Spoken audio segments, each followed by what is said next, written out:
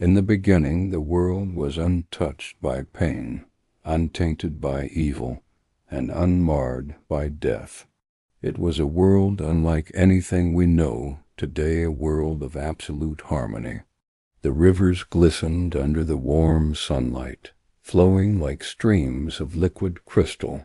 Flowers bloomed in radiant colors unknown to our modern eyes, filling the air with sweet fragrances. The sky stretched vast and flawless, painted with hues of gold at dawn and deep velvet at night. Lions and lambs lay side by side, birds sang in perfect harmony, and not a single creature feared the other. At the heart of this perfect world was a garden. Its name was Eden, Delight. This garden was no ordinary place. It was the very dwelling of God with humanity, a sanctuary of life, beauty, and peace. Every tree bore fruit of the richest taste. Every leaf shimmered with health, a place where nothing withered and nothing died. And in this paradise God placed the first man, Adam. Unlike the animals or the trees, Adam was different. He was formed from the dust of the ground, and into his nostrils God breathed the breath of life. For the first time in creation, a man opened his eyes, and the first sight he beheld was the face of his Creator. But Adam was not meant to be alone.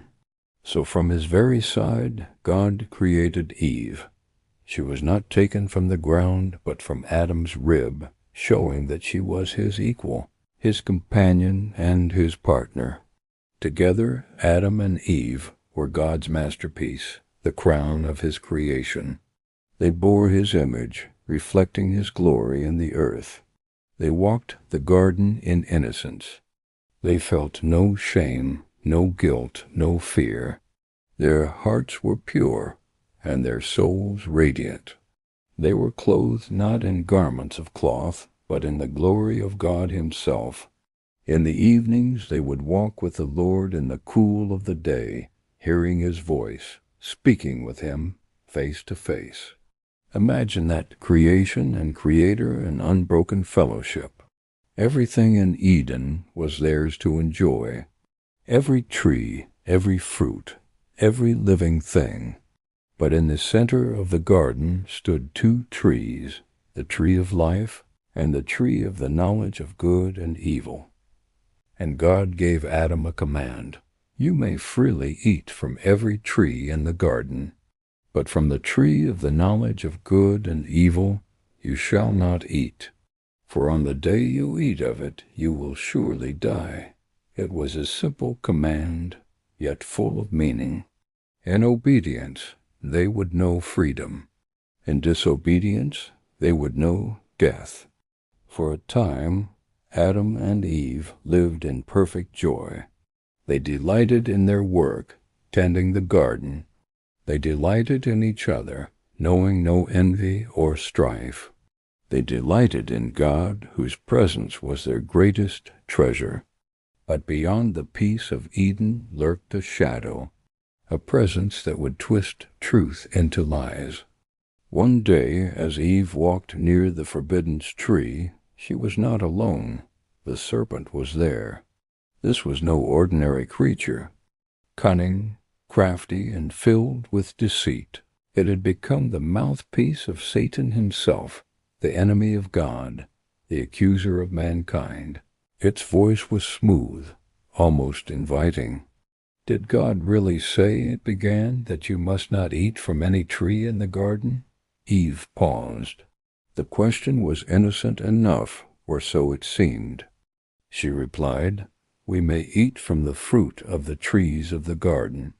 But God said, "You must not eat from the fruit of the tree that is in the middle of the garden, and you must not touch it, or you will die." The serpent's eyes glistened with a dark amusement. "You will not surely die," it whispered. "No. God knows that when you eat of it, your eyes will be opened, and you will be like him, knowing good and evil." The word struck deep. A seed of doubt planted itself in Eve's heart. What if God was holding something back? What if there was more to experience, more to know? She looked at the tree again. Its fruit was beautiful golden in the sunlight, tempting in its perfection. She felt the pull of desire. The serpent's words grew louder in her mind. You will be like God. Her hand trembled as she reached for the fruit. For a moment she hesitated, perhaps remembering the command. But then she took it. She pulled it from the branch. She raised it to her lips. And she ate. The taste was sweet, unlike anything she had known before. But within that sweetness was a bitterness she could not yet understand. She turned to Adam, who stood silently beside her, and he too took the fruit and ate. In that instant everything changed. Their eyes were opened, but not as they had expected. Instead of becoming like God, they saw themselves for the first time. They saw their nakedness. Innocence was gone, replaced by shame. Guilt entered their hearts.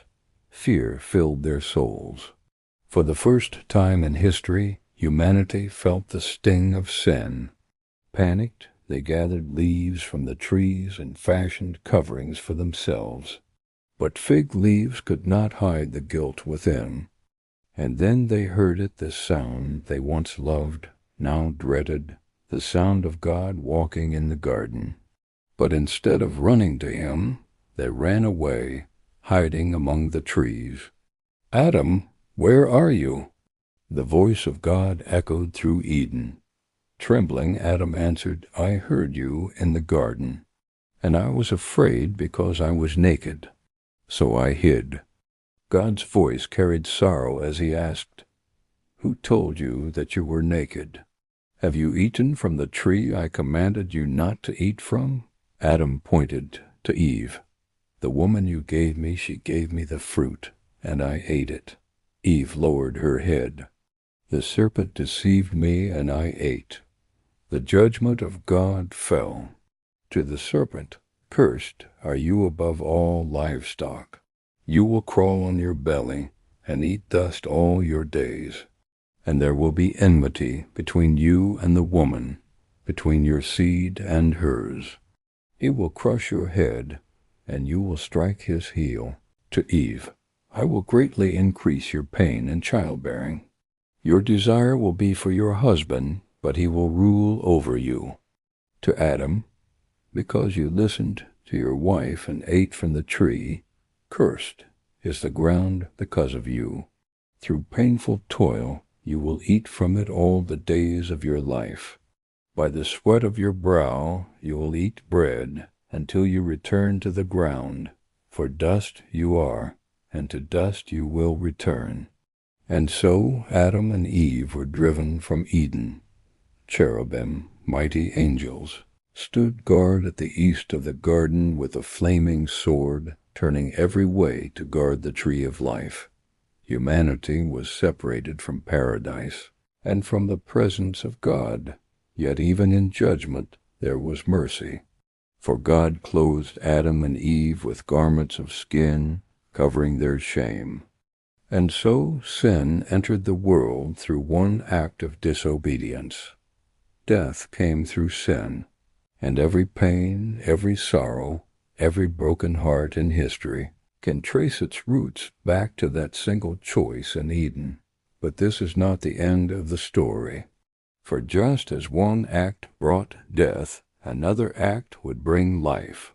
Thousands of years later, on a hill called Calvary, another man would face temptation.